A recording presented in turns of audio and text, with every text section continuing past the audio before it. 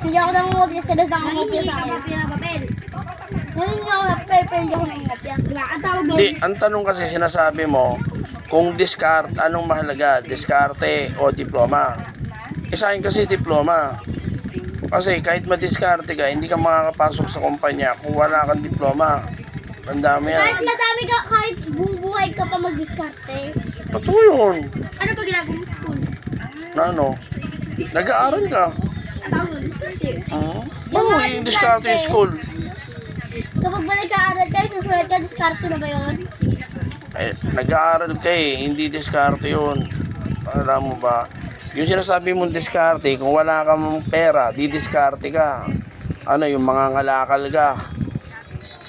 Mag-ano ka dyan, manghihingi ka. Yan ang diskarte sinasabi mo eh. Oh, yan yan. Wala. Dito. Yan, nagdito ka. Yan ang diskarte doon, oh. Bakit? Yan, binibigyo ka. Palibasa ikaw, diskarte. Ano nga ikaw? Anong diskarte? Oh, na. Yun lang naman yung sagot ko eh. Diploma o diskarte. Ikaw, anong sagot mo? Sige nga. Diploma. Oo. Ikaw, sige, ikaw diploma. Bakit diploma, Pia? Kahit mag-diskarte ka buong buhay mo, hindi ka, kung hindi ka nag-aaral na mabuti, wala kang diploma. Kaya kahit mag-diskarte ka buong buhay mo, hindi ka makakatrabaho. Ikaw, Deo.